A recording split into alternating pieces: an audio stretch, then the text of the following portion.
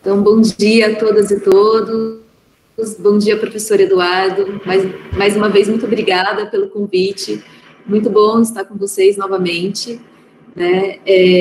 Eu fiz doutorado na Universidade Federal do Paraná, né? Então, assim, eu já sou aluna egressa, né? Já encerrei o processo com a UFPR, eu sou egressa. Hoje a minha vinculação institucional é com o CEPEDS, né? Que é o Centro de Pesquisa e Extensão em Direito Socioambiental da PUC Paraná, com o professor Carlos Marés. E é que eu estou vendo aqui que está tendo uma obra aqui do lado de casa. Vocês estão conseguindo ouvir bem, tá, o barulho? E, então, hoje a minha vinculação é enquanto pesquisadora do CEPEDS, ali com o grupo do professor Carlos Marés. Eu acho que é isso, né? Eu acho que passo a palavra para a Isabelle se apresentar. E mais uma vez agradeço e bom dia a todos e todas. Bom, quero agradecer enormemente o convite que me foi direcionado pelo professor Eduardo, agradecer também todos os expedientes aí que foram providenciados pela querida Cláudia Cristina, né, que esteve em contato comigo e teve todo o cuidado, né, de ver e rever se estava tudo ok. Uma honra estar nessa mesa, mesmo que virtual, com a professora Flávia, de quem já ouvi falar tão bem, né, de uma maneira tão querida e tão respeitosa, então é uma honra. Honra também estar dividindo essa mesa virtual com tanta gente querida, né?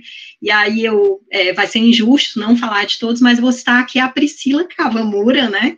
Mulher, guerreira, batalhadora, né? E que agora está brilhando lá no doutorado da UNB. Que bom, né? É bom que a gente veja os alunos brilhando e voando e fazendo diferença nesse mundo. Então, para mim é uma honra estar aqui. Muito mais do que expor, eu acho que a minha tentativa aqui é dialogar, né, e tentar propor novos olhares críticos sobre o que temos hoje e o que precisamos construir para o porvir. Tá, isso. Muito obrigada, gente. Então, muito obrigado. Vou passar a palavra para a professora Flávia para que possa dar sequência à sua exposição. Bom, Isabelle, também é uma honra para mim dividir essa mesa com você hoje e com todo mundo que está aqui, né, no debate.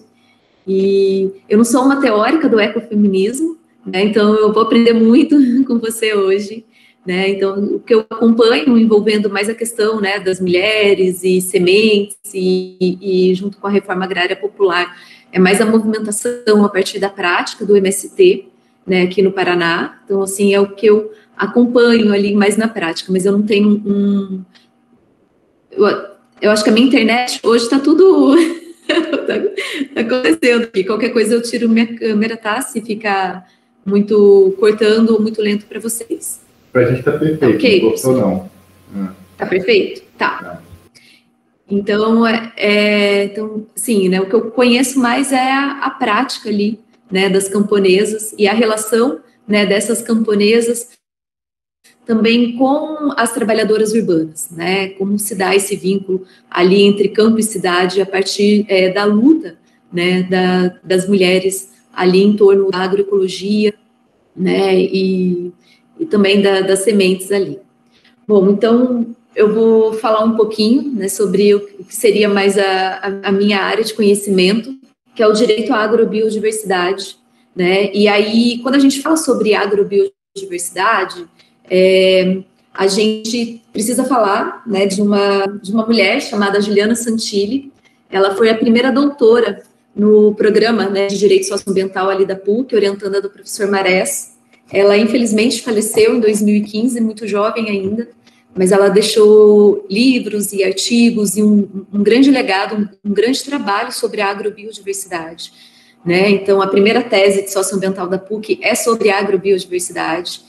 Então, é sempre importante a gente lembrá-la, né? E quem quiser fazer também um estudo mais aprofundado sobre todo o sistema jurídico, né, chamado de proteção, né, da biodiversidade, da agrobiodiversidade, eu indico esse livro aqui, né, Agrobiodiversidade e Direitos dos Agricultores, da Juliana Santilli.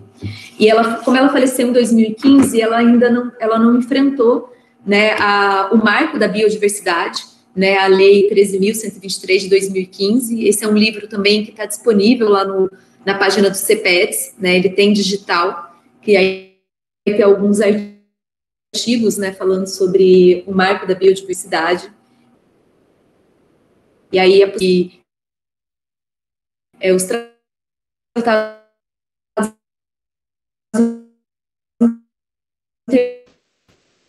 Flávia, travou. Ação nacional, né, sobre o tema. Pode falar, professor. Não, é que agora no último momento travou um pouco, mas estava bom. Tá. Voltou? Desculpa, gente. Hoje parece que tá tudo... Voltou. A energia aqui tá correndo. Voltou. Então o que eu disse foi que com o livro da Juliana Santilli, complementando com esse livro aqui que está lá na página do CPETS,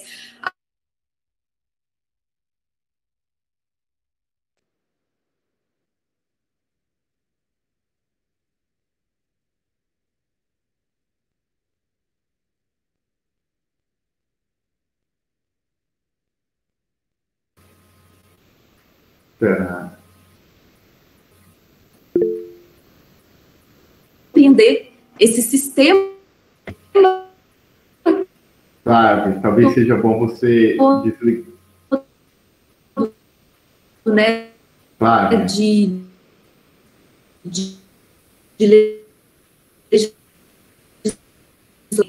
tá. Então é o seguinte, ouviu agora ou não? Isso, é bom desligar a câmera, porque eu acho que eu vou desligar também a minha, para a internet ficar... Tá. Se ficar muito ruim, eu posso mudar de lugar aqui em casa. Se eu for lá para cima, lá na casa da minha mãe, pega melhor. Uhum. Tá.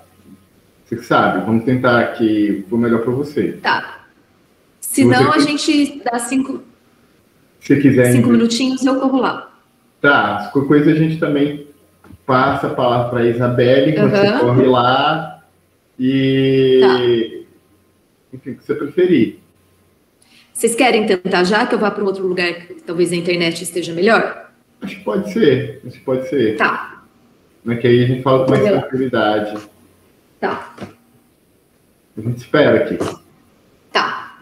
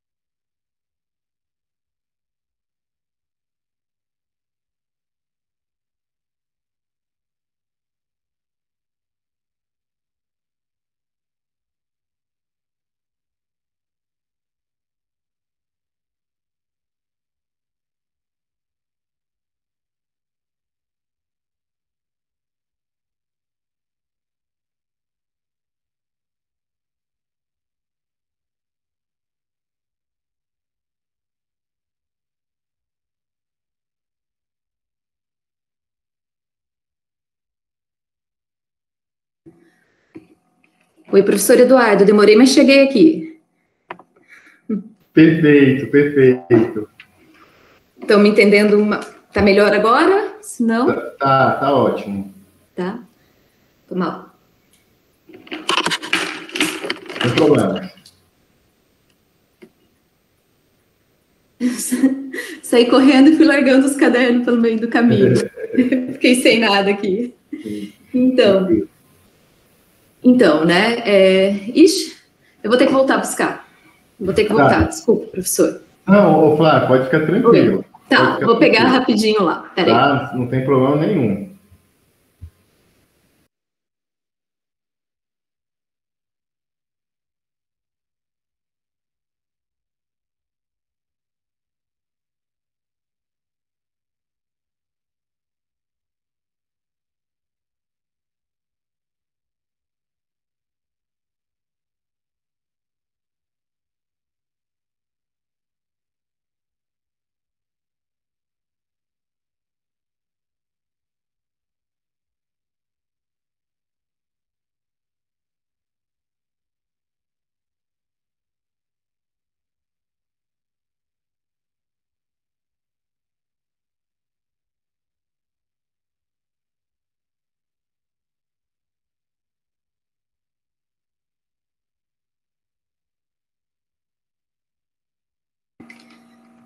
Oi, gente, voltei.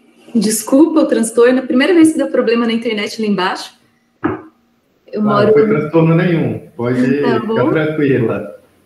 Tá bem. Aí eu improvisei aqui uma mesinha na casa da minha mãe aqui, que eu moro nos fundos da casa da minha mãe, em Jacarezinho, aqui no norte do Paraná. E aí corri aqui para cima. Então, gente... como eu estava dizendo, né, quem quiser fazer um estudo mais aprofundado sobre os tratados internacionais, legislação estadual, nacional, sobre agrobiodiversidade, diversidade biológica, é pela Juliana Santilli, né, tem um novo livro, né, não tão novo assim, né, já ali da lei de 2015, sobre o marco da diversidade biológica, né, da biodiversidade, e também todo um material disposto na pasta de agrobiodiversidade na Terra de Direitos, né? E ali nesse material que a Terra de Direitos disponibiliza, além da parte, né, toda da legislação, é possível ver muito como essa questão da agrobiodiversidade se dá na prática. Por quê? Porque a gente vai perceber que existem dois mundos paralelos quando a gente fala em agrobiodiversidade, né? Então existe o mundo, né, da legislação, né, um mundo, vamos dizer assim, controlado pela legislação, né, pelo direito. Tem uma parte do Karl Marx que eu gosto muito, que ele fala que quando você, né, já no século XVIII, que ele fala que a lei, as leis, né, o parlamento, os decretos, eles serviram para legitimar o roubo das terras dos camponeses, né, então você cria leis se apropriando das terras, né, a partir a Ellen Wood também fala muito sobre isso, né, que você, a partir do cercamento das terras, né, você cria leis e decretos que legitimam esse cercamento e a expulsão das pessoas que viviam nessas terras, né, e aqui no Brasil a gente vê isso com povos e comunidades tradicionais, também, né, com os camponeses sem terra, e que você tem esse cercamento e você tem uma lei que legitima esse cercamento. Né? Então, é por meio da lei que você, né, segundo Marx, você legitima o roubo das terras, né, e você passa a transformar em mercadoria. E aí, com outros bens da natureza, isso vai acontecendo com o tempo. Se a gente voltar ali para a década de 1960, início de 1970, a gente teve a Revolução Verde, né, a expansão da agricultura industrial, e aí ganha muita força essa discussão sobre a Convenção da Diversidade Biológica, sobre as sementes, as cultivares, né, sobre, né, e as plantas e animais. Quando você avança, né, com a fronteira agrícola, você começa a ter a necessidade também de conservar algumas espécies que são de interesse, né, humano, e você vai fazer essa conservação que eles chamam de ex situ, fora do local de origem, né? Então, você cria os bancos de germoplasma, né? Tem um texto do professor Marés também que chama de como a natureza foi expulsa da modernidade, e que ele retrata uma ida do Davi Yanomami no zoológico em Curitiba, e que ele olha e fala, então é assim que vocês fazem? Vocês prendem algumas espécies para vocês poderem matar todo o resto? Né? Então, assim, conforme você vai expandindo a fronteira da industrialização no campo, você vai conservando, separado daquela realidade ali da natureza, algumas espécies, né? Então, quando a gente fala em biodiversidade e agrobiodiversidade, do que a gente está falando, né? A Juliana Santilli, ela vai colocar que a diversidade biológica, né, também chamada de biodiversidade, ela pode ser silvestre, de plantas e animais, e ela pode ser essa diversidade agrícola, que é a agrobiodiversidade, né, que são as sementes, plantas e animais modificados, domesticados, né, que servem de alimentação humana e também para a alimentação de outras espécies de vida, não só a humana, né? E aí nós estamos falando da agrobiodiversidade. Então, quando a gente fala de agrobiodiversidade, a gente fala de sementes, plantas, cultivares, animais que servem também à alimentação humana, nós estamos falando de algo muito importante que está relacionado com o direito humano à alimentação. Nós estamos falando de fome, né? Quem tem o controle da agrobiodiversidade e da diversidade, vocês estão me ouvindo? Ficou quietinho agora? Tem um controle, perfeito? Interfere diretamente na alimentação ou na fome de um povo ou de uma nação. Isso ficou muito claro no final da década de 1980 e 1990 em Cuba, no período especial, onde os aliados, né, da antiga União Soviética são enfraquecidos durante a Guerra Fria, e Cuba fica sem essa assistência, né, da antiga União Soviética, e aí uma ilha pequena, né, com dificuldade de produção de alimentos, vinha na produção também mecanizada, com a agricultura industrial, e de repente se vê sem nada, né, na produção intensiva da cana-de-açúcar, do café, e de repente chega a fome, né? Então, o período especial em Cuba, ele é muito marcado pela fome, né? Com o embargo econômico, não entra comida, né? Se você não produz, seu povo não come.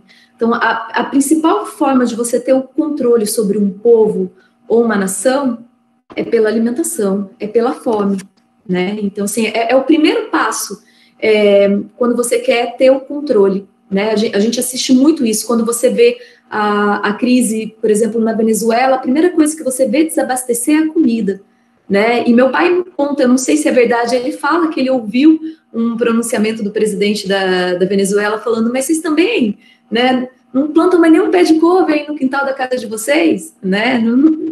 Você desaprende, esse mundo urbano se distancia o ser humano da natureza e as formas de produção, né, de alimento, né, de sustento da própria vida. Então, você vai tendo uma construção, né, de um sistema jurídico de proteção, chamado de Convenção da Diversidade Biológica, Lei de Sementes, Lei de Cultivares, Lei de Biossegurança, né? Então, você vai tendo toda uma construção legislativa para proteger a biodiversidade? Não. Para proteger a agrobiodiversidade? Também não. Para proteger os agricultores, camponeses, povos e comunidades tradicionais? Muito menos.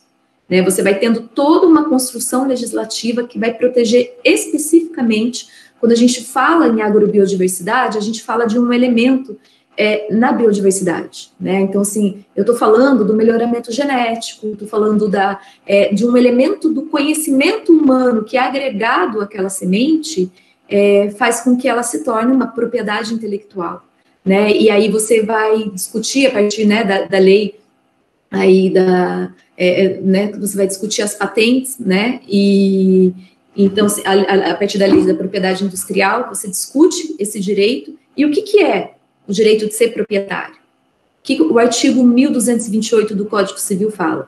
né, que proprietário é aquele que tem o direito de usar, gozar, dispor e reaver o bem de quem quer que seja, né? Então, assim, a partir do momento que você pega um bem, hoje o MST trabalha muito com um desses princípios, que é, dentre os seus princípios da reforma agrária popular, que é as sementes como bem comum dos povos, né? Porque a partir do momento que você transforma, né, a terra em propriedade privada e você transforma a semente em propriedade privada, você tem esse total controle, né, da vida humana, né, da produção da própria vida, do sustento, da alimentação, né, e aí você exclui um grande número de pessoas do acesso a essa terra, do acesso a essa semente. Então, se eu estou tornando um bem de uso comum dos povos propriedade privada, eu excluo o demais acesso das outras pessoas. E com isso, só tem acesso quem pagar por ele, né? Então, se eu tenho aí então, que toda essa legislação criada protege as grandes empresas sementeiras, a agricultura industrial, né? Todo esse arcabouço jurídico que a gente tem, ele vai proteger justamente essa questão envolvendo a propriedade material, né? As patentes e as grandes empresas sementeiras, né? Então, por isso que a gente fala que existem dois mundos. E como fica essa realidade quando a gente está falando daí, né, do que o professor Marés chama de direitos socioambientais, no plural, né? Como que dá essa regulamentação entre os agricultores, camponeses, povos e comunidades tradicionais quando envolve o tema de sementes, né? E isso a gente vai vendo, né, na construção do dia a dia, na prática, né, e como, porque assim, qual é a justificativa dada, né, pelas grandes empresas sementeiras? Olha, né, a gente não está tornando propriedade privada a semente. A semente, ela é de livre comércio e circulação entre os agricultores. Então, a nossa lei lá de sementes, ela né, de cultivares, ela vai permitir que o agricultor, ele troque a semente entre agricultores. Ele comercialize a semente entre agricultores. Mas aí, a hora que eu vou vender essa semente, né, a hora que eu vou vender, por exemplo, a minha soja, o meu milho, para uma cooperativa, eu preciso de alguma certificação dessa semente? Né? É fácil comercializar essa semente a partir, né, o que eu produzi a partir de uma semente crioula? Então, assim, a própria legislação vai emperrando, vai criando mecanismos que o agricultor, povos e comunidades tradicionais não conseguem se manter com a semente crioula. E fora que tem espécies de sementes geneticamente modificadas que tem a polinização, por exemplo, cruzada pelo vento e contamina a semente crioula dos agricultores, né? E aí aquela semente, ela passa a ser transgênica também. Então, você tem, assim, um sistema jurídico que não protege o agricultor, que não protege a comunidade, os povos e comunidades tradicionais, e não considera esse conhecimento tradicional, né, associado à biodiversidade dos povos e comunidades tradicionais e agricultores, como um conhecimento válido, né? A Vandana Shiva fala muito isso, né? Dessa questão que a ciência, né, ela se afasta, né, do agricultor, do camponês, né? E aí a ciência protegida é essa, né, das grandes empresas sementeiras, e desconsidera esse conhecimento tradicional. Ao mesmo tempo que essa legislação, ela nunca é retroativa, né? Sabe-se que foi apropriado muito conhecimento tradicional associado à batata, associado à produção do milho, né? Então, assim, então, esses direitos, né, a propriedade material, os direitos, né, a receber royalties, não é retroativo pela legislação que a gente tem, né? Sabendo todo esse conhecimento que foi apropriado, esse conhecimento tradicional que foi apropriado, e não se diz, né, que foi apropriado. Outra questão também é que a nossa legislação, principalmente o marco da biodiversidade, a Lei 13.123 de 2015, ela protege individualmente o conhecimento tradicional.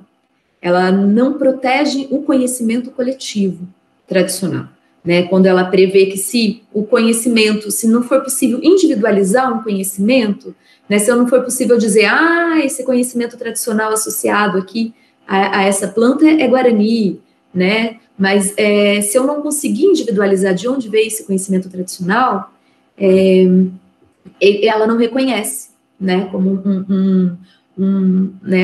vamos dizer assim, um conhecimento tradicional dos povos e comunidades tradicionais, por exemplo.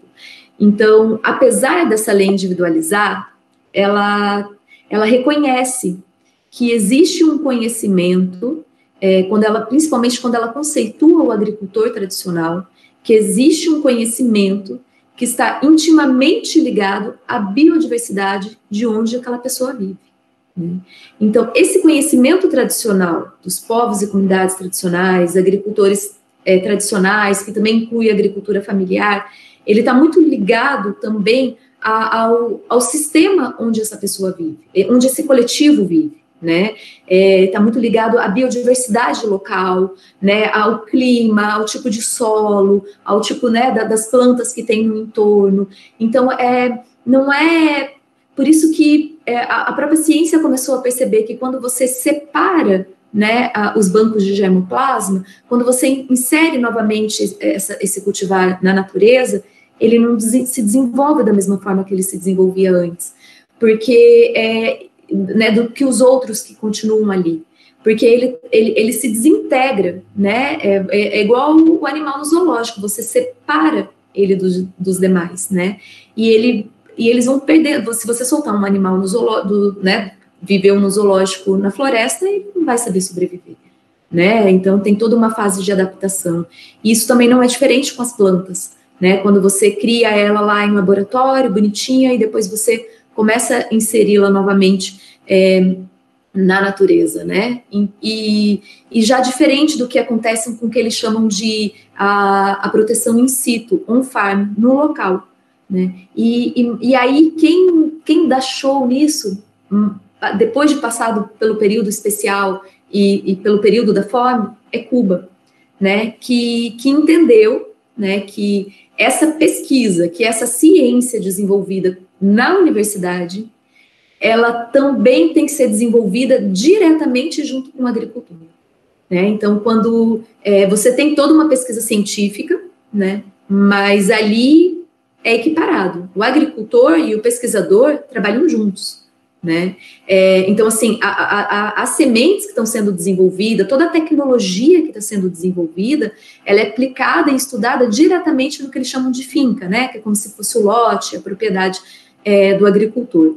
E assim eles vão descobrindo as sementes, né? Os melhoramentos que são necessários para a adaptação daquela semente, né? Numa ilha, num solo muito ruim, né, numa água salobra, e assim eles vão descobrindo como produzir alimento para não morrer de fome, né, porque o embargo econômico dificulta muito a entrada de comida, né, e recentemente estava dificultando muito a entrada do gás, né, do gás de cozinha, né, então, assim, sempre dificultando.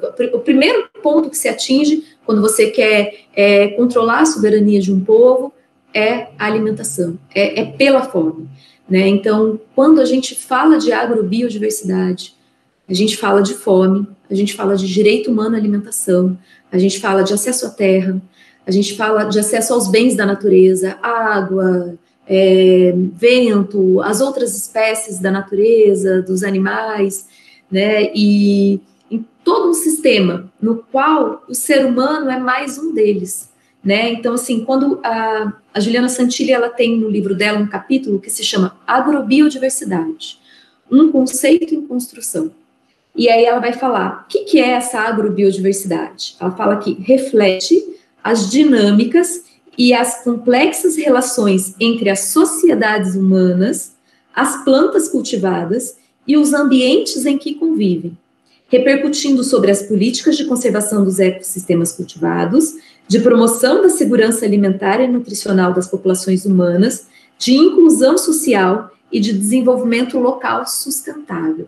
Então, né, quando a gente, voltando ali, quando na década de 1960 a gente tem toda uma expansão da agricultura industrial, né, você tem ali a expulsão das pessoas que moravam nesses espaços, a expulsão da natureza que vivia nesses espaços para dar lugar a um monocultivo, né, da soja, né, do algodão, do milho, de uma espécie geneticamente modificada, você tem um pacote industrial, né, de agroquímicos, fertilizantes, né, agrotóxicos e maquinários agrícolas, em que os povos, comunidades tradicionais e agricultores não têm acesso, né? Então, você tem esse pacote de industrialização para o campo e, ao mesmo tempo, você sabe que você precisa proteger.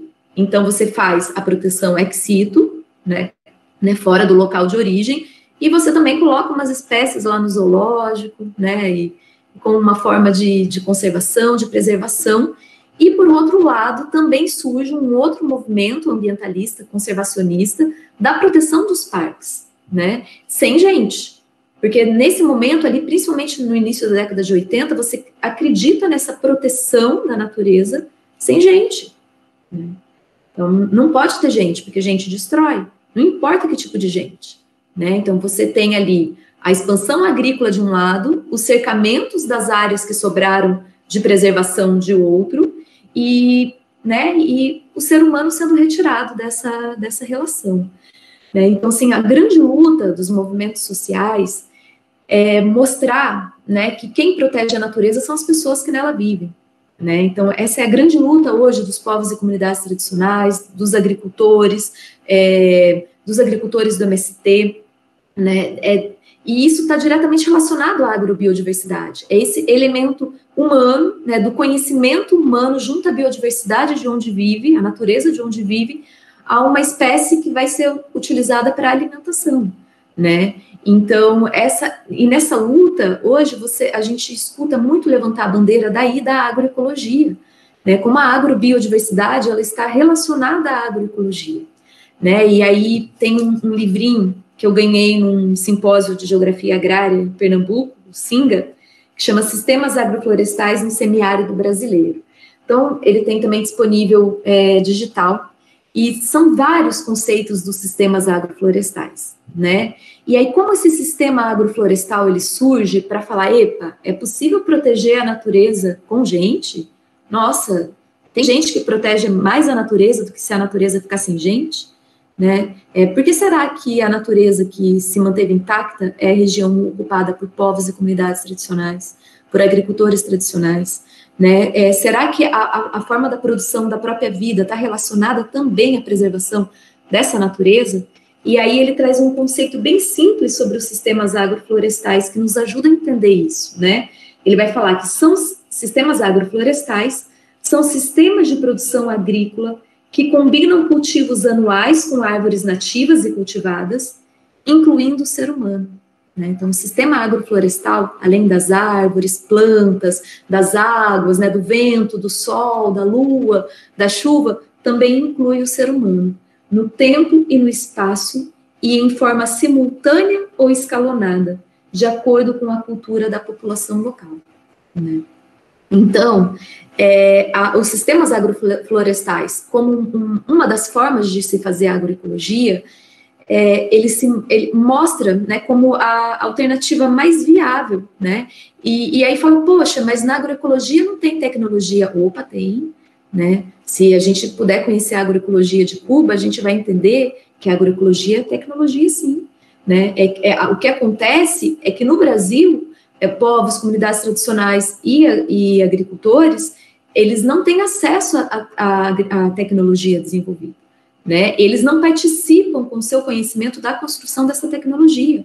Mas se a gente teve em um assentamento aqui em Ponta Grossa, né? Ainda é um acampamento, um pré-assentamento no Zapata, e um senhor muito simples, e num pedacinho de terra ali, você acha que é mato, ele vai abrindo, você vai vendo a abóbora escondida no meio do mato, aí você vai vendo o fumo que ele planta para fazer a cauda, né, que serve como pesticida, você vai, sabe, e aí das sementes, aí de repente ele vem, você vê um monte de, parece lata velha, parece uns tapume, aí ele vai te mostrar, não, é uma máquina descascadora de feijão.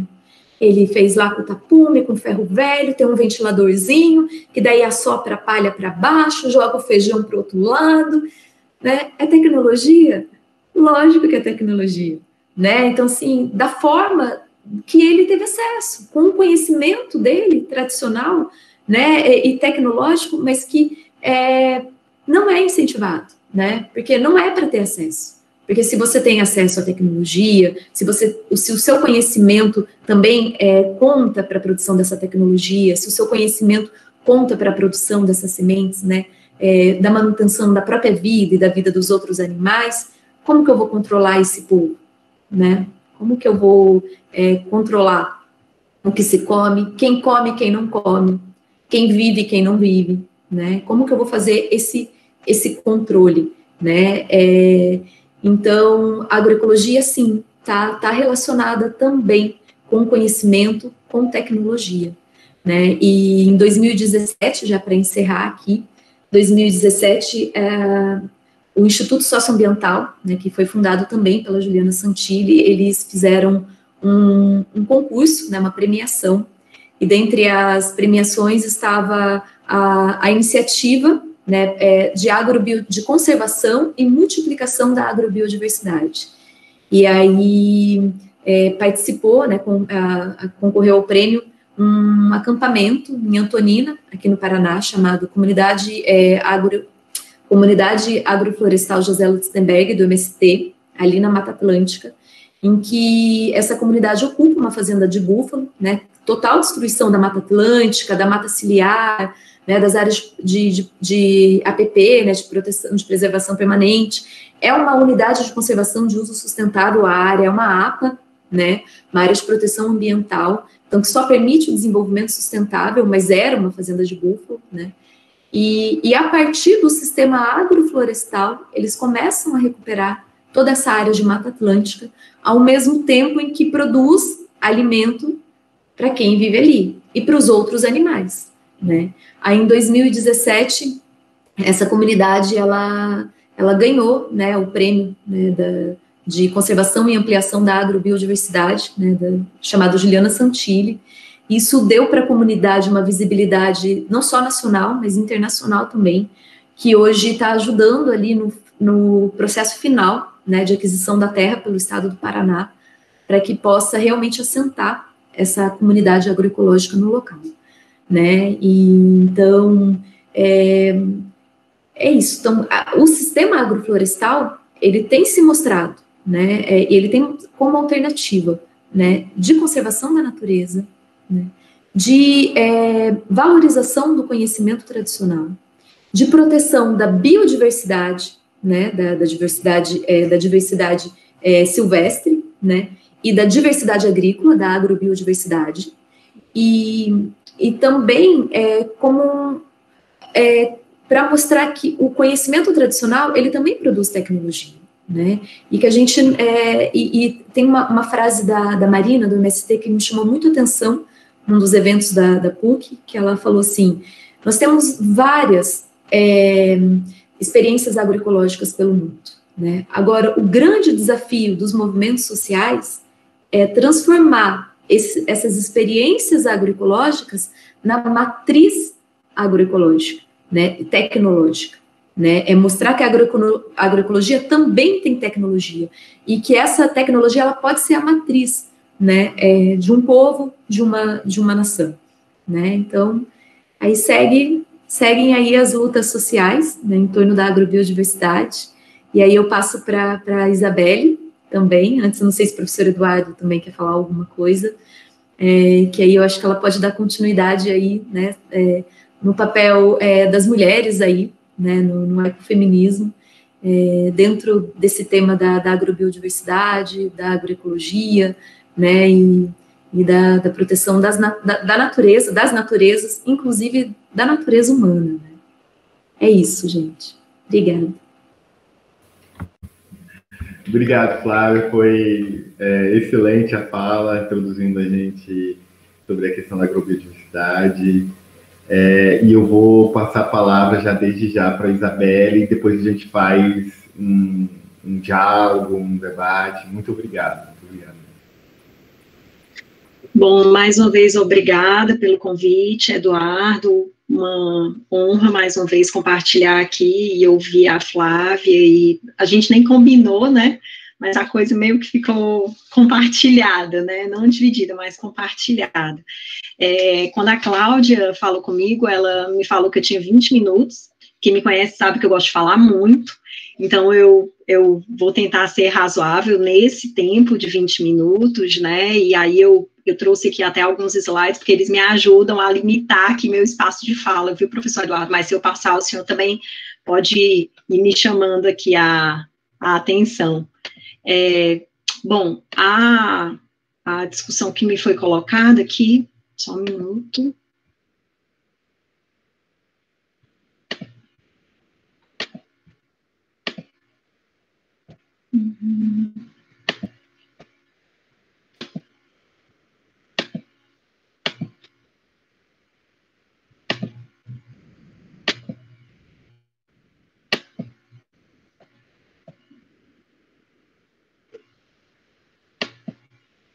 Então, ele não está aparecendo aqui também, mas, enfim, eu vou falando, então, para a gente não perder, tentar só uma última vez aqui. Não está aparecendo aqui na tela do... Não. Compartilhamento? Não. Está pensando em apresentar agora? Eu já coloquei apresentar a tela inteira, mas não está aparecendo. E eu já estou com ela aberta, inclusive. Está no modo apresentação? Tira do modo apresentação. Peraí. O Google Meet, ele não tem uma compatibilidade boa com o modo apresentação do... Tá, deixa eu ver, então, se eu consigo aqui, pelo modo menos tradicional.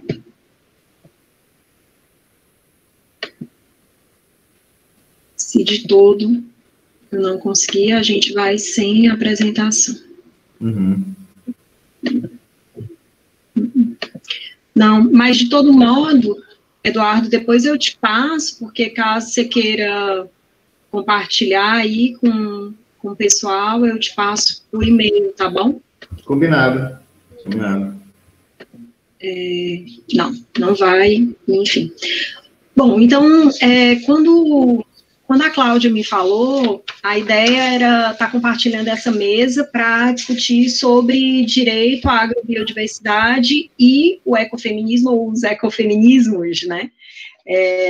Que aí depois a gente vai conversar um pouco sobre isso. Eu acho que é importante, assim como a Flávia comentou um pouco, né, de onde é o lugar de fala dela, eu acho que também é importante colocar um pouco do meu lugar de fala. Lá pelos idos de 2009, eu defendi uma dissertação cujo título era A Construção do Direito Fundamental à Alimentação Adequada no Nordeste Brasileiro.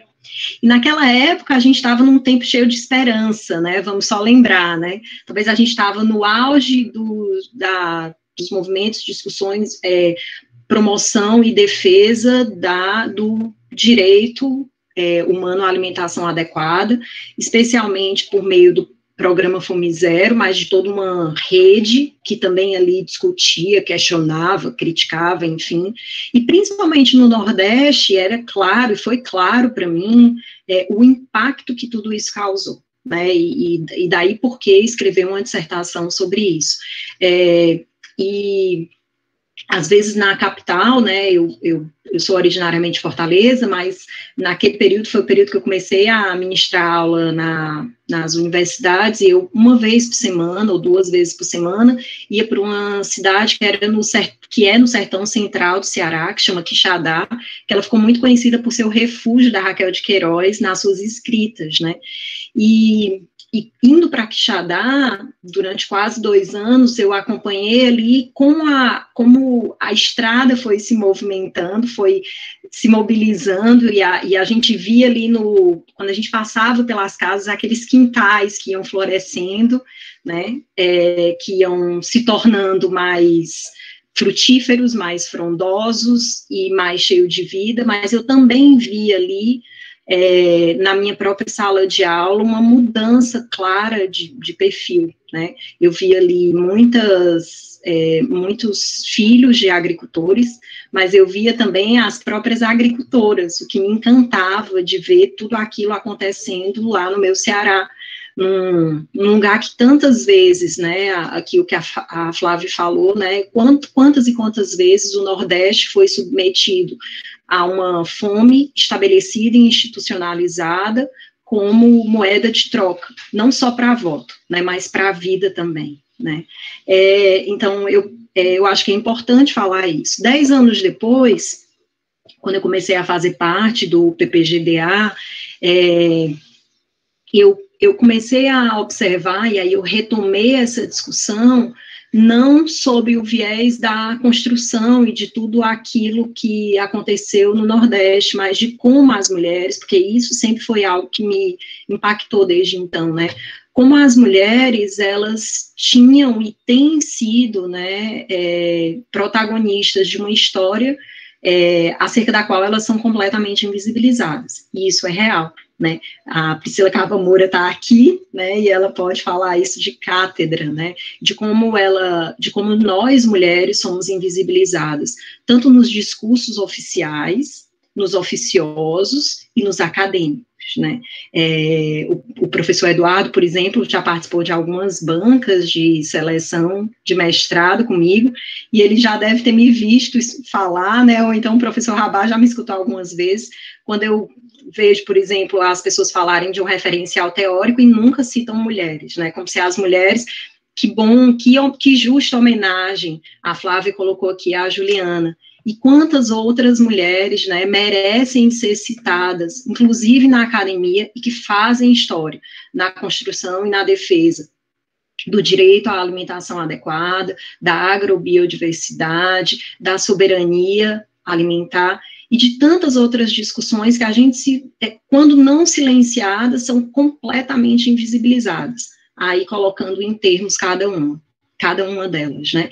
Então, nesse sentido, o que em 2009 foi muito mais uma tendência de expor o que eu estava vendo, e colocar no papel e tentar, de algum modo, questionar, analisar, enfim, trazer a público tudo aquilo, em 2019, 10 anos depois, a ideia era outra, né, compreender o que estava por trás dos bastidores, na construção e nos desafios próprios para a promoção e para a defesa daquele direito.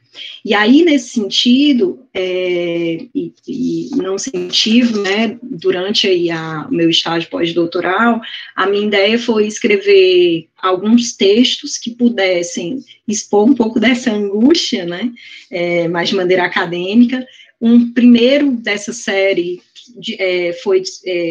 eu trouxe uma discussão sobre que o agro não é pop nem feminista, né, então vai bem aí de encontro a essa percepção do agro como a grande matriz de salvação para as nossas vidas, e claro que não, né. Um segundo texto, que foi uma discussão sobre a alimentação, e vamos dizer, a história, como foi sendo dita a história da alimentação, e como as mulheres estavam ali sempre muito presentes, mas sempre invisibilizadas tanto na transmissão de saberes, como na discussão e na seleção sobre as melhores sementes, né, professora Flávia, como também na percepção clara, né, de que essa participação, que parecia ser muitas vezes algo meramente subjetivo num primeiro momento, esse autorreconhecimento dessas mulheres, ou de todas nós mulheres, em alguma medida, ou em grande medida, contribuem para um todo muito maior, né, seja no contexto da agrobiodiversidade, indubitavelmente, mas se a gente for até chegar a esse caminho, na construção desse caminho, nós podemos perceber claramente que quando as mulheres se autorreconhecem como protagonistas dessa história, elas desenvolvem ou tecem toda uma discussão relevantíssima para o enfrentamento, por exemplo, da violência doméstica. Sim, é preciso falar sobre isso, né? É inadmissível a gente discutir, por exemplo, direito à agrobiodiversidade e a gente não falar sobre uma divisão injusta do trabalho doméstico. Eu nem vou falar aqui dupla jornada, eu vou falar de jornada contínua, tá certo? Para ser mais precisa e para ser mais justa, com todas aquelas que estão, especialmente nesse período pandêmico, nessa luta infindável, né? E um terceiro aspecto que eu acho que é fundamental a gente discutir aqui, é que quando a gente fala de a agrobiodiversidade, tenta fazer uma conexão, mesmo que mínima, com a ideia dos ecofeminismos, né? É importante a gente perceber que na estrutura central, como um dos pilares centrais do ecofeminismo, nós temos como claro a colaboração e respeito a todas as formas de vida e contra toda e qualquer opressão. Então, nesse sentido, parece que dialogamos, sim, né, conjuntamente, a gente consegue fazer um diálogo razoável aí. E eu falo tudo isso porque parece ser meio que lugar comum, mas eu tenho aprendido, especialmente à medida que a gente se debruça sobre a questão dos feminismos e também dos ecofeminismos, porque não é só um, são vários, e são várias percepções, é que é importante a gente dar nome às coisas. Porque uma vez que a gente não dá nome às coisas, elas voltam à subalternização. E isso é muito próprio em relação às mulheres, sobretudo em períodos de crise, como esses que nós estamos vivendo. Então, aqui eu começo a minha fala discutindo e dialogando sobre conceitos que parecem ser, talvez até muito primários, né? Mas que precisam ser ditos, repito, especialmente nesses tempos, porque em tempos de crise, não só sanitária, mas famélica, sim, estamos vivendo uma crise famélica. É preciso falarmos sobre isso. Em tempos de crise democrática, nós precisamos dizer claramente o que cada uma dessas coisas significa, qual o papel de cada uma delas, de onde nós partimos e para onde nós queremos ir. Senão, nós corremos o risco muito sério da gente se perder no meio do caminho. Tá? Então, eu começo falando, e eu estou com muita pena, porque eu não estou conseguindo passar os slides, mas eu depois compartilharei com o professor Eduardo, e depois quem quiser aí, enfim, fazer as eventuais críticas, sugestões, fique à vontade, né? Mas por que as mulheres são tão importantes para essa discussão? Bom, em maior ou menor medida, é importante mencionar também que as mulheres são as que mais sofrem, seja com desmatamento, poluição de água, monoculturas e uso de agrotóxicos, né? Eu poderia citar aqui vários exemplos sobre isso, inúmeras discussões, estudos que têm sido feitos em relação a isso, mas eu seria injusta, por assim dizer, né, de citar apenas um, mas eu queria comentar e fazer jus ao que tem sido elaborado dentro do nosso próprio, do meu, então, programa de pós-graduação em Direito Agrário, agora mestrado, doutorado, que tem sido elaborado mais recentemente, né, salvo melhor juízo, eu posso citar o trabalho que foi desenvolvido pela Giovana Nobre, né, que eu tive a honra de ser orientadora, que ela falou ali especificamente do trabalho de enfrentamento e de resistência que tem sido implementado pelas mulheres quilombolas. É merecido e justo que nós não só mencionemos, né, mas que a gente expresse claramente quantos desafios são enfrentados por essas mulheres, mas quantos também, e quanto de luta tem sido travada para a conservação e a proteção da agrobiodiversidade. Nesse mesmo sentido, eu acho que é relevante mencionar o trabalho que foi desenvolvido pela Rafaela, que foi uma aluna orientada, salvo melhor juízo, pelo professor Eduardo, me corrija se eu estiver errada, né, Eduardo, e que ela fala também da agrobiodiversidade, muito embora o tema central não seja mulheres, mas eu sei, sim, que ela fez entrevistas com mulheres, né, e ela mencionou um dos seriam aqui das boas experiências que têm sido travadas por mulheres nessa discussão sobre a agrobiodiversidade, sobretudo na pontuação de espaços de resistência, né. Num contexto mais macro, é importante mencionar também que nós somos cerca de 80% dos refugiados ambientais do mundo, e somos aquelas que mais sofremos com os impactos causados pelas crises famélicas, a exemplo do que tem acontecido agora no Brasil, né? Isso não é uma novidade para nós, não é, definitivamente.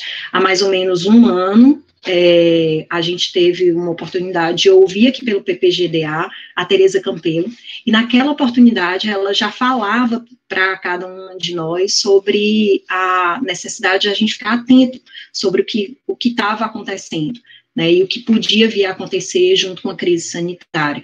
A FAO também já mencionava sobre isso, já no iniciozinho lá da pandemia, em relação a uma possibilidade real da América Latina enfrentar uma crise famélica. Obviamente que ela não, as crises, elas não são construídas pela pandemia, mas elas são reforçadas pela pandemia. E quando nós vivemos esses períodos, né, de crise, são as mulheres que estão na linha de frente para tentar, em alguma medida, né, superá-las, mas também são elas que sofrem os maiores prejuízos. Não nos esqueçamos que são as mulheres que são via de regra, são as responsáveis, por exemplo, pelo acesso da comunidade à água, ou não, né? São elas que sofrem também o maior prejuízo em relação às águas. Mas, por outro lado, também são as mulheres que mais lutam pela conservação e proteção da agrobiodiversidade, que é uma luta contínua, né, e completamente invisibilizada. Nesse sentido, qual é a minha proposta aqui? A minha proposta é trazer 3 experiências relevantes de conexão entre os ecofeminismos e a agrobiodiversidade. E aqui eu peço até a licença, que não é poética definitivamente, de fazer uma inversão dessas expressões, viu, professor Eduardo?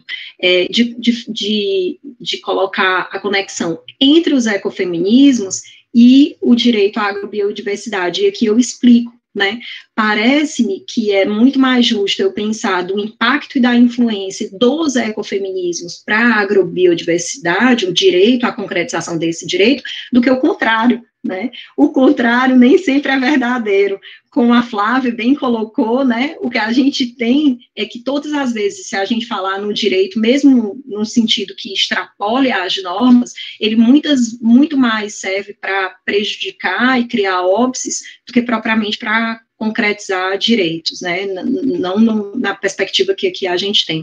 Então, parece-me que seria mais razoável e justo falar e fazer uma conexão entre ecofeminismos, né, e o direito à agrobiodiversidade, né. Uma primeira experiência que eu quero comentar aqui, que me parece muito relevante, né, e que a gente ainda tem escutado falar muito pouco, é sobre as cadernetas agroecológicas, né. As cadernetas agroecológicas, elas não são nenhuma novidade para quem discute a agrobiodiversidade ou para quem discute ecofeminismos, não são, definitivamente, mas elas têm sido, talvez aí nos últimos 8, 10 anos, elas têm sido mais discutidas na academia, né, no meio acadêmico.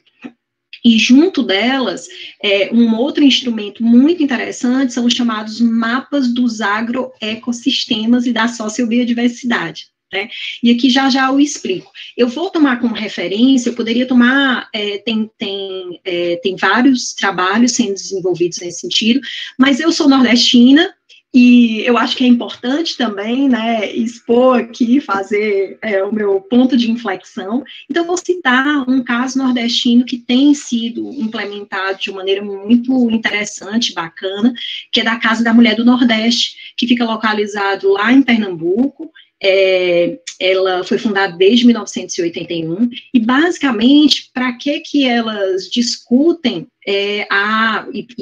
e sugerem, né, a utilização da caderneta agroecológica? Tem um aspecto, primeiro, que é subjetivo, que eu havia falado lá no começo, que é o quê? Uma vez que as mulheres começam a anotar o que parece ser mero cotidiano, ou que a gente chama economia do miúdo, as mulheres percebem quão grande, quão magnânime é o trabalho delas, né? E aqui eu não quero puxar a sardinha para o nosso lado, mas há que se puxar, né, Flávia? Por favor, há que se falar. Então, as mulheres começam a perceber, opa, mas aqui, peraí, eu não só cuido, mas eu troco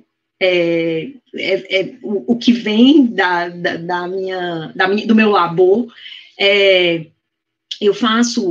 eu vendo isso, eu faço uma transmissão dos saberes, que muitos, é engraçado que tem relatos de mulheres, né, que a transmissão de saberes são passados desde 4 gerações, que elas estão ali forjando, estabelecendo e aperfeiçoando as tecnologias que aqui a Flávia colocou, né?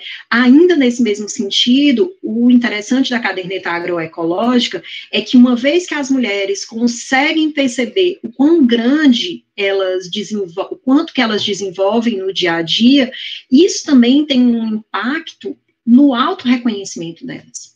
Nossa, eu posso. Gente, o tempo todo me chamam de apoio, ajuda. Já ouviram falar? Não, ela me apoia, ela ajuda. Não, mas não é só isso. E vamos combinar, gente, essas falas, elas não são só falas, elas têm impacto econômico, tá certo? Por quê? Porque se eu sou só, teoricamente, se ela era só apoio, ajuda, ela merece receber menos, né? Assim, nessa lógica. Só que não é verdade. Ela não é só apoio e ajuda. E a caderneta está lá anotada, registrada. Para ela, como autorreconhecimento. Para as próximas gerações, como memória. E também para reforço e para discussão e implementação de novos saberes e de reivindicação por políticas. Não é simplesmente, eu acho que eu faço, não, eu faço isso. Isso tem um impacto direto, inclusive na minha economia. Isso faz, a única forma de eu conseguir gerir, ou da gente conseguir gerir essa comunidade, ou essa família, é a partir de tudo isso que eu faço. Então, tem um significado simbólico, inexoravelmente, mas um significado também no sentido fático. Então, parece, repito, parece muito simplório. A lógica da caderneta, ela parece muito simplória, mas ela tem um significado muito claro sobre o papel da mulher. E vou mais adiante, o protagonismo das mulheres, né? Um outro dado que eu comentei aqui, né, sobre uma experiência relevante, também levada a cabo pela Casa da Mulher do Nordeste, são os chamados mapas dos agroecossistemas e da sociobiodiversidade. O que eles são, né? Podem parecer também muito simples, né? As mulheres são até levadas a fazer algo que muitas vezes elas não tiveram oportunidade de desenvolver durante a sua infância, mas de desenhar ali. Onde é que fica ali sua plantação de frutífera, onde que ficam ali o cuidado com os animais, quem decide sobre isso, fazer cores diferentes desses mapas.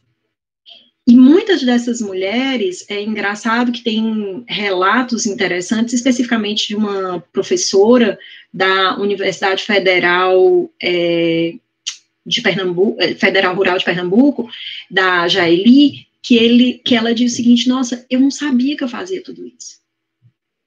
Porque eu sempre era tomada, eu sempre ouvia que eu fazia muito pouco, que eu fazia o que era responsabilidade, afinal, as responsabilidades domésticas são das mulheres. E aí, à medida que a gente tem em mãos as cadernetas e os mapas, fica muito mais clara aquela visão de quintais produtivos, e de como esses quintais produtivos, eles podem ser espaços de resistência, espaço de transmissão de saberes e espaço de construção de direitos. Isso que é importante, né, para o que eu me proponho aqui, sobretudo no que concerne à construção de direitos. Muitas dessas mulheres, a partir daí, né, se veem instadas a participar de outros espaços e outras esferas. Dizer, peraí, eu não quero só isso aqui. Como é que dizem que eu mereço um salário melhor? Como é que dizem que eu não mereço direitos sociais? Peraí, a gente tem que começar a discutir sobre isso. Então, essa parece ser uma experiência muito interessante, que tem sido levada a cabo no Nordeste, mas tem sido levado a cabo no Brasil inteiro. Salvo melhor juízo, eu já li sobre experiências nesse sentido no próprio Paraná, me corrija se eu estiver errada, né, Flávio? E o curioso é que a gente pensa, isso tem muito a ver com os ecofeminismos, né, que a gente pensa que uma pequena fissura no sistema não faz diferença. E aqui é simbólico, né? O quanto que faz. E quanto que as mulheres compreendem que dali por diante nada pode ser igual, né? Em relação a elas, ao que elas cuidem e o que elas se propõem a fazer, né? Então, essa é a primeira que eu queria trazer. Uma outra experiência que me parece ser muito relevante para a gente compartilhar aqui é o que a gente chama de guardiãs de sementes, né? Aí, o Paraná merece, sim, né, aplausos em relação a isso. Eu poderia citar também vários exemplos, mas tem um trabalho super bacana feito pela Rede de Sementes da Agroecologia, né, a RESA. Ela foi criada, aí, eu acho que há uns 5, 6 anos, e atualmente ela congrega 18 mulheres como guardiãs de sementes, de 10 regiões diferentes do estado.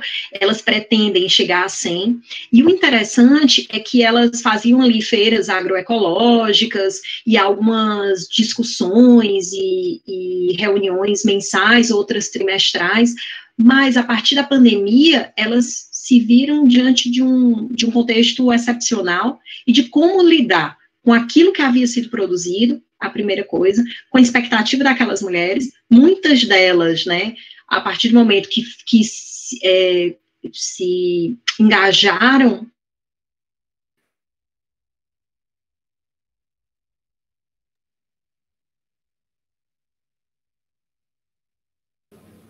Travou aqui, assim que ela voltar.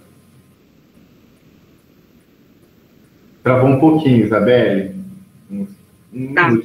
Então, não acolher mais a violência doméstica, não acolher mais a divisão injusta do trabalho, e elas decidiram se mobilizar mesmo assim, a despeito da pandemia, para compartilhar, fazer uma espécie de circulação da agrobiodiversidade. Uma ideia super bacana, que estimulou outras mulheres a participar também da rede, e elas têm aí como objetivo chegar a pelo menos 100 guardiãs dessas sementes. Em números, só para que a gente saiba aí o quanto que isso significa, é que só essas 18 já foram suficientes para distribuir cerca de 4.800 pacotes de sementes, e mais de 1.400 mudas de plantas medicinais, flores e árvores.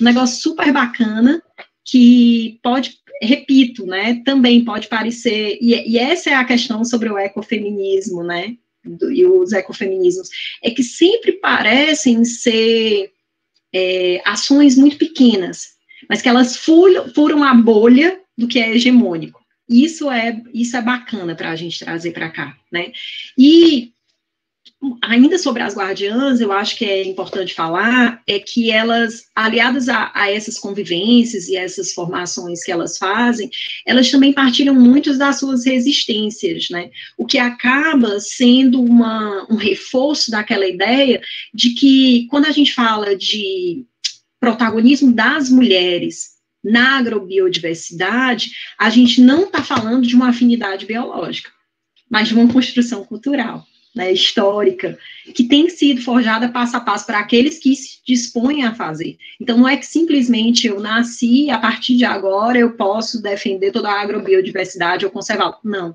é mais do que isso, né? É a ideia de decidir por, conscientemente, estabelecer um novo modelo que seja disposto a acolher a todos e a todas. Então, nesse sentido, ecofeminismos e a agrobiodiversidade caminham juntas, e as guardiãs, elas têm um papel fundamental.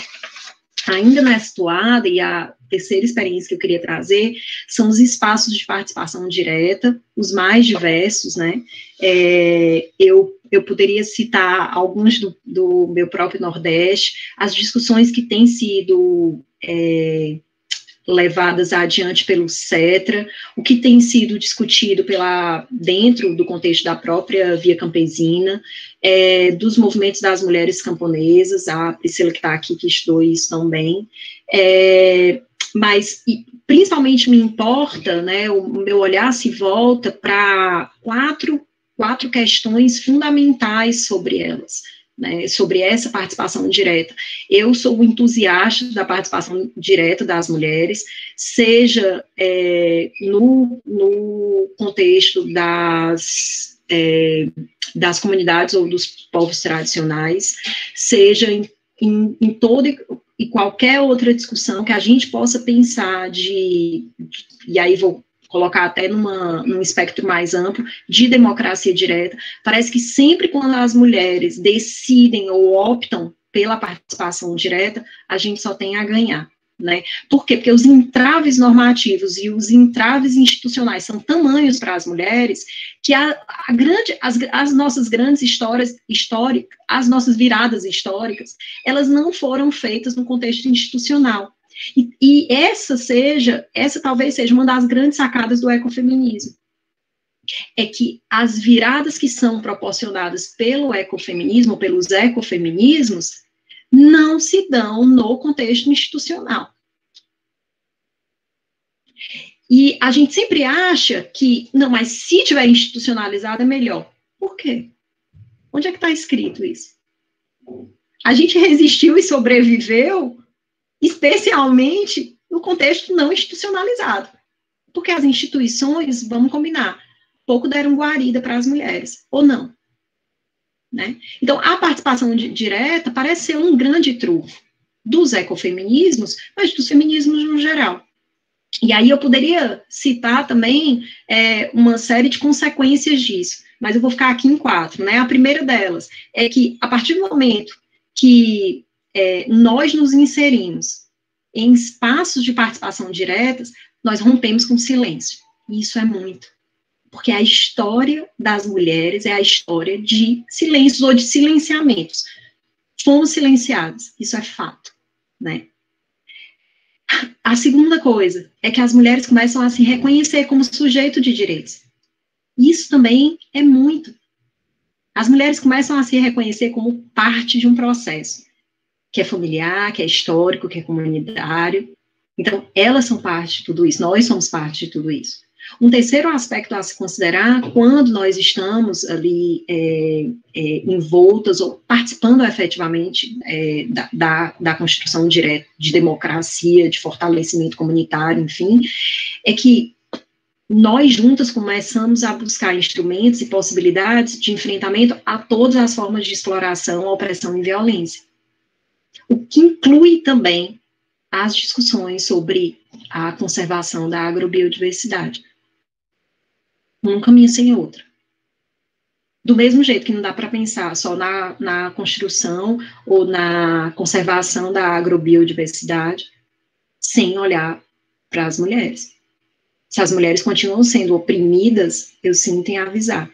A gente não está fazendo uma construção adequada.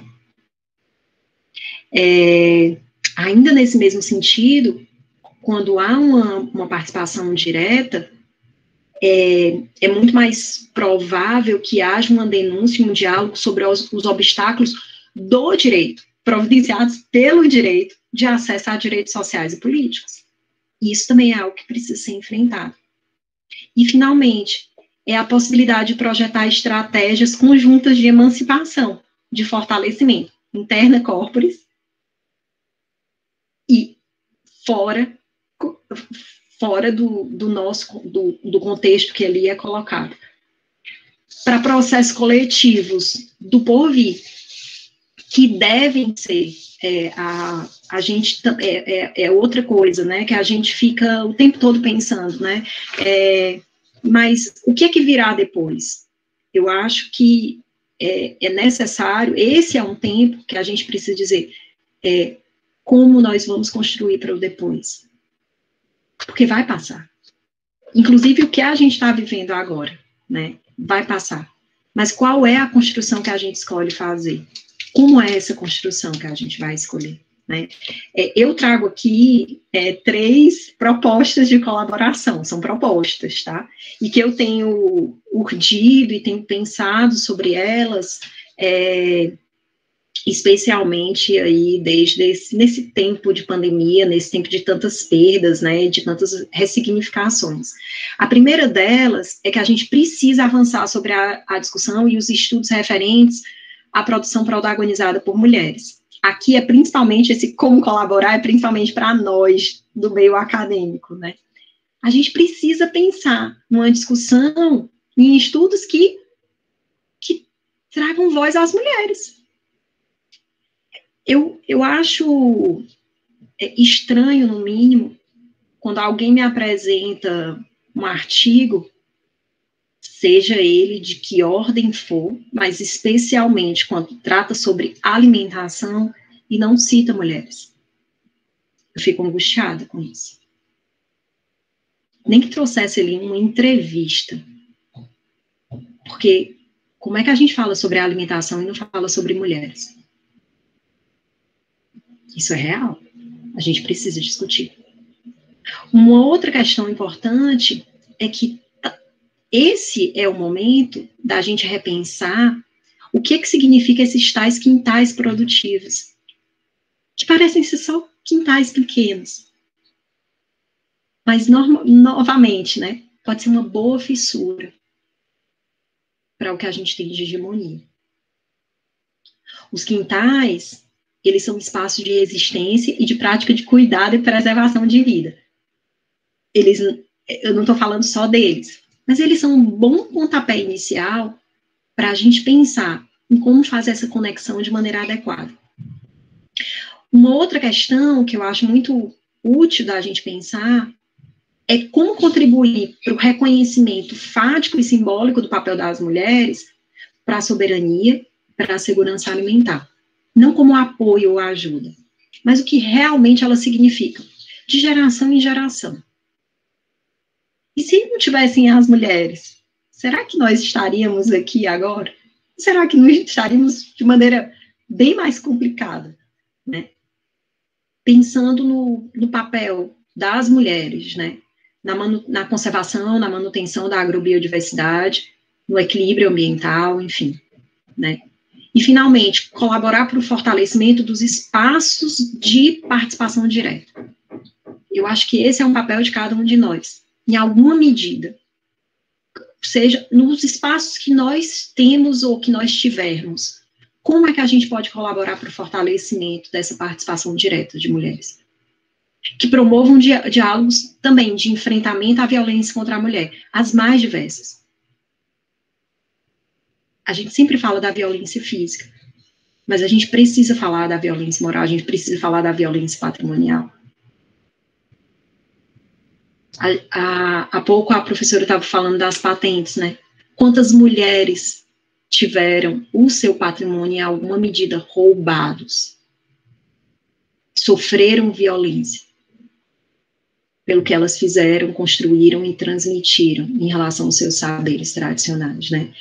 É preciso também trazer à baila essa desigual distribuição de recursos produtivos, a injusta divisão sexual do trabalho, que, novamente, né, colocar as mulheres como mero apoio ou colaboradores, e, em última instância, né, ousar invisibilizar, ousar lutar contra a invisibilidade da potência feminina, que é enorme, né.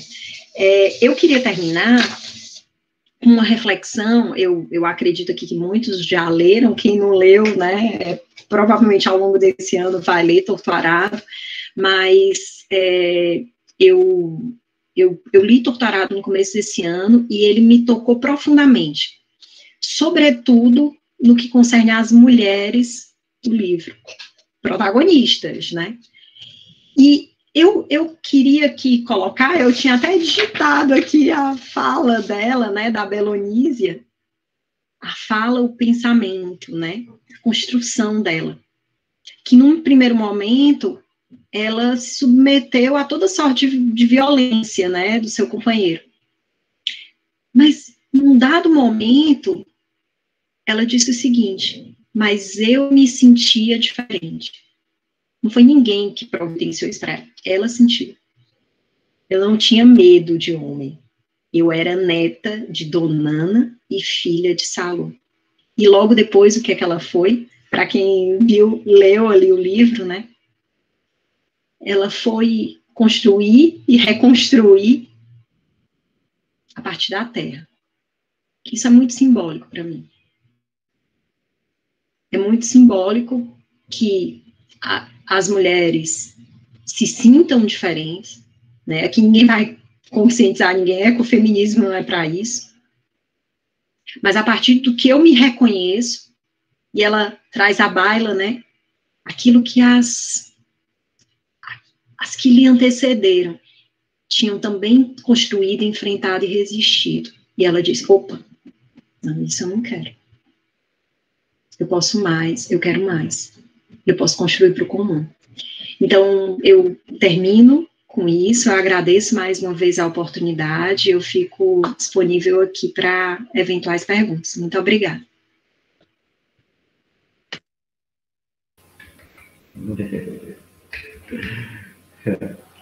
Eu agradeço demais, acho que foram duas falas maravilhosas que se complementaram e cumpriram muito bem o propósito dessa manhã, que foi entender, fazer uma reflexão, um diálogo, como colocou a Isabelle, né, sobre a agrobiodiversidade e o ecofeminismo, mostrando como pensar, né, em um novo modelo agrário foi uma das grandes provocações da Flávia aí, né? Essa necessidade de a gente pensar um novo modelo agrário, né, Flávia? E aí, o que traz a Isabelle é que pensar esse novo modelo agrário, a gente tem que pensar em mulheres também, para se pensar esse novo modelo agrário, né? Então, assim, essa é a síntese nessas duas falas que eu traria, né? É fundamental a gente ter uma política de transição agrária e agroecológica, e nessa política de transição agrária e agroecológica não tem como a gente enfrentar o patriarcado e repensar o próprio papel das mulheres nisso, né? Então, assim, e aí é um comentário, uma reflexão que também eu coloco, que é essa carência, né? A gente não tem um plano nacional de transição agroecológica. Não existe, né? A gente tem alguns ensaios, né? O Planapo, né? O Plano Nacional de Agroecologia, que foi um ensaio, que foi desativado, descontinuado em 2019, né? Mas é fundamental, vamos falar assim, seria uma grande agenda para o campo, assim como a reforma agrária. É interessante como os movimentos sociais eles vêm colocando na última década, essa que é uma pauta recente, né? A questão da soberania alimentar. É uma soberania alimentar que traz essa dimensão da agroecologia e traz também a dimensão das mulheres, né? Então, assim, é fundamental a gente repensar uma reforma agrária, mas que tenha no seu centro uma nova política agrária, né? Uma política agrária de transição agroecológica, né? Assim como o agronegócio ele foi fomentado por meio de intensivo crédito rural desde a década de 70, como a gente bem sabe, é fundamental o quê? E continua se sustentando em razão de crédito subsidiado e apoio do Estado, isso é também fundamental colocar, é essencial uma política real de transição agroecológica, por meio de crédito, apoio tecnológico, em que as mulheres, né, e a soberania alimentar e as mulheres, elas tenham redefinido seu papel como protagonistas, né, desse processo. Então, assim, a Isabel colocou, né, o instituir, ele realmente, né, não necessariamente a gente tem que pensar essas políticas de residência por meio do instituir, né? Mas, por exemplo, uma política como essa, eu sei que você não está excluindo, né, ao contrário, mas, por exemplo, uma política como essa seria, a luta e a instituição de uma política como essa seria fundamental, né? Assim, de uma política de transição ecológica com as mulheres no seu centro. Então, assim, é uma reflexão mesmo. Eu passo a Priscila pediu a inscrição, eu passo a inscrição para a Priscila. Essa palavra, né, para a Priscila. Bom dia a todo mundo. Estão me ouvindo? Então, tá. Eu queria agradecer a professora Isabelle, a professora Flávia pelas falas, acho que foram muito potentes. Eu aprendi muito, assim, na conversa de hoje. A professora Valdete, na semana passada, também teve contribuições em que se conectaram bastante com o que a gente discutiu hoje. E, como a professora Isabelle comentou, né, eu sou doutoranda na UNB e eu estou estudando, assim, ainda a questão das mulheres rurais. E, assim, é muito interessante quando a gente começa, em termos acadêmicos, né, começa a perceber todo esse espaço, né, de luta e de resistência que as mulheres rurais elas acabam tomando, né? E aí é interessante como essas práticas, como a professora Isabelle colocou, são práticas que elas não vão passar pelo instituído, né? Exatamente porque a gente vive em um sistema em que as mulheres, elas sempre serão, né, a maior parte das vezes elas serão invisibilizadas, principalmente se a gente considerar o recorte interseccional, né, que recai de maneira ainda mais intensa quando a gente pensa em termos de classe, em termos de raça.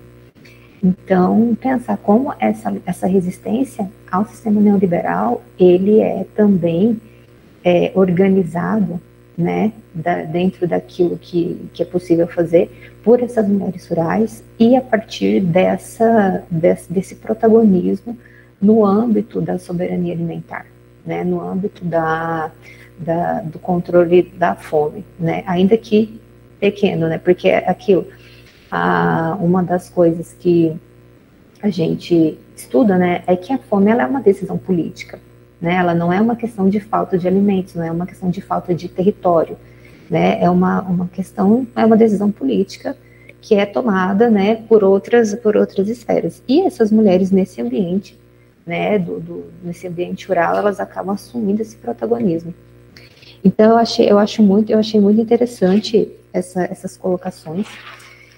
E peraí, deixa eu ver se tem mais alguma colocação que eu gostaria de fazer sobre, bom, eu acho que uma das coisas assim, que eu tenho muito interesse de pensar assim, é como que esse impacto, né, do pensamento neoliberal, quando a gente pensa na esfera urbana, no sentido de formação da subjetividade, né, dos sujeitos, uma subjetividade cada vez mais atomizada, cada vez mais fragmentada, né, cada vez mais centrada no indivíduo, né, aquela a soberania do eu, e como que isso acaba chegando no campo, né, como que essa perspectiva dessa subjetividade neoliberal acaba chegando no campo e acaba alcançando essas mulheres.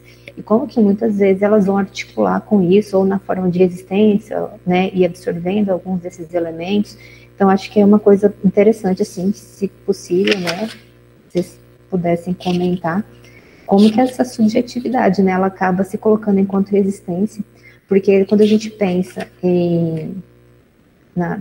nas mulheres rurais, né, e nessa luta, nessa resistência, a gente vê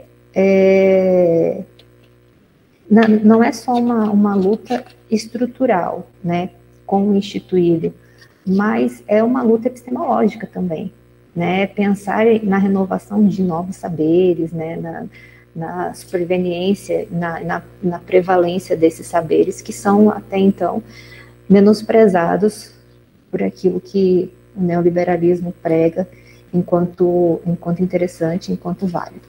Bom, é isso. Muito obrigada pelas contribuições de hoje, foi muito, muito proveitoso.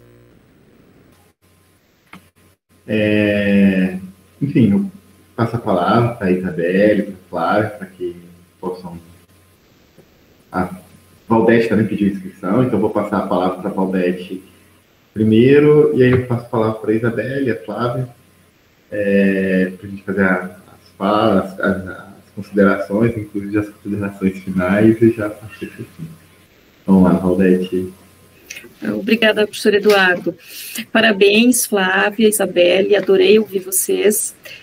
Anotei várias coisas aqui, várias referências para pesquisar depois, né? E também várias coisas para discutir aqui no grupo de pesquisa também. Uma coisa muito interessante na fala da Isabelle, né, as duas falas foram ótimas, né, e uma coisa muito interessante na fala da Isabelle, quando a gente trata do ecofeminismo, eu não sei se vocês também têm essa percepção, Isabelle, Flávia, que parece que a gente fala em ecofeminismo e as pessoas, né, dão uma freada, assim, e parece que ele não há essa aceitação, né? Quando a gente discute, a gente fala agroecologia, alimentação, mas se a gente leva esses termos para dentro dessas discussões, para quem está discutindo, então, num local que é até coletivo, é misto, homens e mulheres, né? Mas ele, às vezes, mesmo entre os grupos de mulheres, a gente não tem essa aceitação desses dois conceitos ali para a gente discutir, né? Então, parece que a questão da alimentação, da segurança alimentar, eu acho uma coisa muito interessante, Isabelle, que você fala, a gente não leva as mulheres, quer dizer, não se levam as mulheres para essas discussões, né? As mulheres parece que vai como discutir alimentação sem falar em mulheres, né? Porque são as mulheres que produzem, são as mulheres que preparam, né? Na sua grande maioria ainda a gente enfrenta essa situação. Eu acho que eu até citei há 2 semanas atrás, quando eu estive aqui, sobre um exemplo, né, a gente discutindo, né, o pessoal discutindo segurança alimentar, aqui uma pesquisa grande aqui na região, eu moro em Chapecó, né, trabalho na Universidade Federal da Fronteira Sul aqui, e aí o pessoal discutindo uma pesquisa enorme, né, sobre alimentação, e quando eu fiz a pergunta, né, discutindo a metodologia da pesquisa, eu perguntei, tá, mas tem questões específicas que vocês vão fazer para homens e para mulheres? A resposta foi, não, nós não vamos envolver as questões de gênero na pesquisa. Só que quando eles fizeram a pesquisa, é óbvio que a questão de gênero, ela salta, né, ali, né, então não tem como você... E aí eles se incorporaram a questão das mulheres na pesquisa. Então, é muito louco que eu brinquei que se talvez eu não tivesse falado, muitos homens iriam a campo e não perceberiam que tinha mulheres lá, sabe? Eu acho muito estranho isso, né? Então, e quando se a gente, tudo bem ali falar sobre isso, mas se a gente coloca a palavra ecofeminismo, parece que ali não é o espaço para discutir, né? Parece que é uma radicalização de discurso, esse não entendimento do ecofeminismo como algo que não é radical, né? É a falta de compreensão do que é o ecofeminismo. Não sei se vocês também sentem isso, eu gostaria de perguntar isso para vocês, tá? E que você pudesse falar um pouco mais sobre as cadernetas agroecológicas, porque essa semana mesmo eu recebi uma pergunta sobre as cadernetas agroecológicas da minha antiga orientadora, inclusive eu vou pedir para ela falar contigo, tá, vou indicar, porque é uma questão que aqui também eu acompanhei por um tempo no movimento de mulheres, as cadernetas agroecológicas, mas não me aprofundei no estudo de como elas estão agora trabalhando com as cadernetas agroecológicas. Obrigada, tá? E parabéns mais uma vez. A gente que agradece, Valdete, e eu passo a palavra primeiro para Isabelle, depois para a Flávia. Bom, sobre a pergunta da Priscila, e aí sobre a questão da fome, eu acho que é sempre bom lembrar, né, como essa questão é uma decisão política, de onde eu venho, né, Priscila, a água, a quem dá, nunca faltou água de verdade no Nordeste. Nossa, Isabelle, você está falando isso? Sim, eu estou falando, eu tenho ciência do que eu estou falando, né, por quê? E aí eu me explico, né, bom, a prova cabal disso é que quando as cisternas chegaram, tinha água. Confere, né? O programa de cisternas. Mas antes disso, é sempre bom lembrar que enquanto a população, no período da ditadura, enquanto a população estava chorando de fome e de sede, tinham os grandes açudes que ficavam nos terrenos dos coronéis e eles continuavam tendo acesso à água e à alimentação adequada. Tá? Então, eu gostaria de falar. Ou então só a alimentação adequada, já que a gente engloba aí água, né, professor Eduardo? Então, só eu quero firmar essa posição, eu acho que é importante. Sobre o aspecto do neoliberalismo e de como isso, em alguma medida, é introjetado, Priscila, hoje eu tenho muito medo sobre alguns discursos, e não sei que dizer sobre isso, né, sobre como os discursos chegam nas comunidades, nas populações tradicionais, como chegam aos movimentos, tanto do campo quanto urbano, tá? Por quê? Porque tem vindo muita discussão enviesada, especialmente sobre e aqui eu explico, né, por exemplo, uma palavrinha que parece ser muito bonita, né, empoderamento. Empoderamento para quem? E a troco de quê? Né?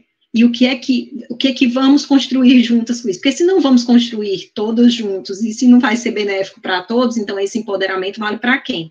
Só para uma parte. Por isso, quando eu falo do ecofeminismo e dos ecofeminismos, eu faço questão de dizer, né? Eu não estou falando aqui do ecofeminismo clássico, eu não estou falando aqui do ecofeminismo espiritual, eu estou falando do ecofeminismo que é um construído, todos os dias. Construído, desconstruído, reconstruído. Então, quando a gente fala sobre, quando a gente analisa e reflete sobre essa percepção dos discursos e de como eles são introjetados, eu tendo a acreditar que cada vez mais a gente precisa se dispor a fazer como Freire, né? A dispor-se à autonomia. A gente não vai construir e impor para ninguém. E eu acho que tem um erro aí de, como é que a gente pode dizer assim, um vício oculto, talvez, de origem, né? Que durante muito tempo esse discurso do ecofeminismo, primeiro do ecofeminismo tradicional clássico, né? Como ele foi levado a partir de uma ideia de tábua de salvação para. E ninguém é tábua de salvação para ninguém. Então, eu acho que talvez seja preciso recolocar, nesse período agora de crise, talvez seja necessário a gente colocar as coisas nos seus devidos lugares, né? Do que trata. Quando a gente está falando de comunidades e povos tradicionais, do que a gente está falando? Disso. O que a gente está falando quando a gente pretende estabelecer ou contribuir em alguma medida para uma autonomia dessas mulheres? Como? Compreendendo de onde elas vêm e qual os seus espaços de luta e de resistência. Um dado que me chamou muita atenção, depois se você quiser ver na dissertação da Giovana, foram os dados assustadores sobre violência contra a mulher, por exemplo, em comunidades tradicionais. Eu não sabia, a gente não fala, é invisibilizado, porque a gente tem medo de falar e de perder o espaço de luta, entendeu? Mas a gente tem que falar sobre isso. Porque essa é uma forma que a gente tem que discutir, pensar minimamente como discutir e como enfrentar isso. Né? Eu não sei se eu te ajudei, Priscila, mas hoje eu me preocupo principalmente com esses discursos, ou salvacionistas, ou benevolentes demais. Né? Porque, à medida que o tempo vai passando, a gente descobre que não tem nada perfeito. E que essas construções e desconstruções e reconstruções levam muito tempo. Né? Sobre o que a Valdete falou, eu agradeço muito a sua fala, Valdete. De fato, o que, em relação aos cadernos, eu tenho aqui alguns textos sobre os cadernos, essa vivência, né, tanto que foram elaboradas pela Casa da Mulher do Nordeste, que é muito interessante. São modelos simples, sem ser simplórios, né, mas que têm efeito significativo, tem firmado, né, um efeito significativo em relação a essas mulheres. Uma outra questão que eu posso dizer sobre essa questão de gênero, olha que curioso, né, no meu doutorado, eu estudei sobre ditadura e sobre justiça de transição, também no Nordeste, né? E depois eu comecei a escrever sobre mulheres, resistência e ditadura. Curiosamente, a gente não tem quase nenhum dado objetivo, efetivo, real, sobre a violência, a resistência a gente ainda tem. Mas qual foi o tamanho real da violência no campo contra as mulheres? Olha, é um monte de recorte, né? A gente já não tem, a gente tem pouquíssimos dados do tamanho objetivo sobre a violência no campo durante a ditadura civil-militar. A gente não tem esse número, está perdido no espaço. A gente ainda tem que buscar. Para ter uma direito à verdade e à memória, de fato, a gente ainda tem que buscar esse negócio. Pelos próximos 50 anos, enquanto eu viver, estou buscando. Segundo, agora, se a gente faz um recorte sobre mulheres, perdeu. O que a gente tem de grande resistência? Marcha das Margaridas, que aparece como o quê? Como uma das mulheres que foram, no contexto da ditadura ainda, nessa perspectiva, foi vítima da violência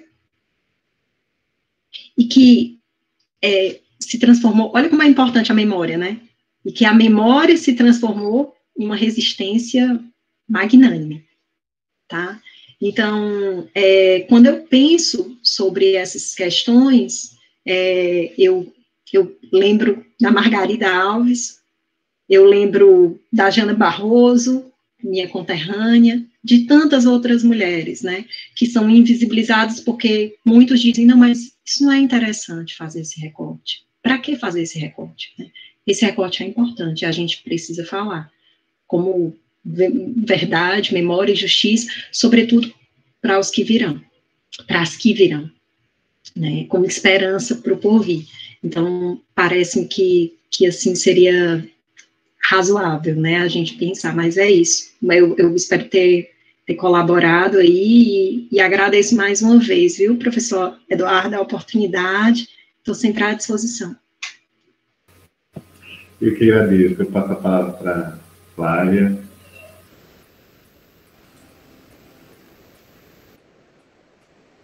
Oi, professor Eduardo. Primeiro eu queria dizer que foi uma honra ouvir a professora Isabelle, né, que a gente faz uma reflexão, além do tema, mas também uma reflexão da própria vida, né, quando a gente está discutindo o tema, né, sobre os ecofeminismos, e eu me sinto também contemplado, acredito que a Priscila também, e a Valdete também, pela resposta da professora Isabelle, né, que se debruça sobre o tema dos ecofeminismos, né, já há bastante tempo.